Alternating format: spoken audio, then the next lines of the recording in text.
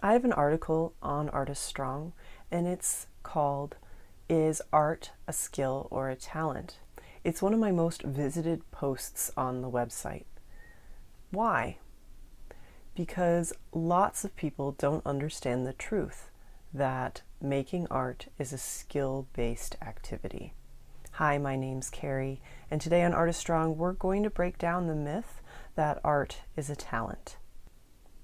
There's a book out there that I see as a Bible of the art world, so to speak. It's called Drawing on the Right Side of the Brain, and it's by an artist and art educator named Betty Edwards. And in this book, she shows amazing before and after drawings of students who have gone through her exercises that she outlines in the book that really show that even as adults later in life, that if we put in time and practice and we learn the skills that we need to learn, we can be skillful in drawing representationally. There's also a really interesting book out there I've recently read called Peak by Anders Ericsson, and it's a culmination of nearly 30 years or more of research on the part of this scientist who's come to find out what are the best practices, so to speak, of experts in fields all over across all disciplines. He studies the best violinists in the world and finds that they're doing things that anyone is capable of doing. And in fact, it's a specific kind of practice that can help people improve their skills at anything that they want to do.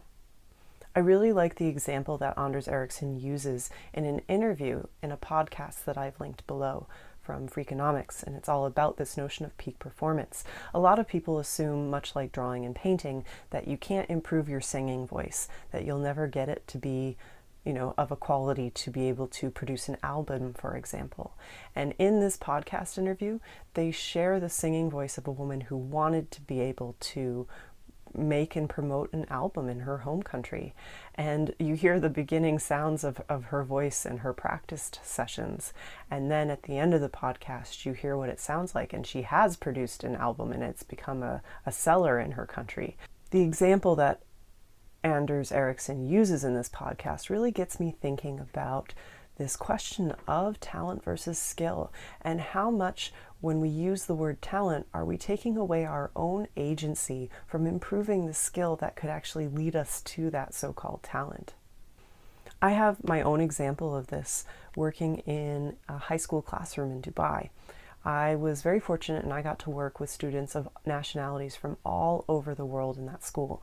And it was interesting to note that I had some students who had studied as children in Korea. And when they came to my classroom in the art room and were able to draw, their skill and level of draftsmanship was at a much higher level than their peers. Why, you ask? Because the curriculum in Korea encourages and requires all students to learn drawing skills. So of course they're better at drawing. If you have training and you go to school in an environment with a curriculum that actually trains you in the skills tied to that discipline, you're going to be better at it. I make this video today because I want you to have a reminder the next time your inner critic comes up and starts to tell you that you can't. Remember this video. Remember my examples today from the books and from my own personal teaching experience. It's about purposeful practice. It's about deliberate practice, something that Ericsson speaks about in his book Peak. And if you're willing to put in time and make this focused practice, you're going to build your skill. It's a choice that you make. It's not about talent. It's about putting in that time to build your skill. Be creatively courageous. And tell me below how this conversation makes you feel. Has it triggered something in you? What's your own experience with this whole paradigm of talent versus skill? And if there's someone that you know that could really benefit from hearing today's message, share it with them. I'd also like to encourage you to join me for a challenge that I've created. I've started to develop a course. It's called Better Drawing Bootcamp, and it's based on this research evidence that shows that deliberate practice can help improve your skill. And I have a free challenge for you that's all about improving your drawing skills. If you want to get started with that, all you have to do is sign up below this video. There's a button below. So thanks for watching, guys, and I'll see you next week.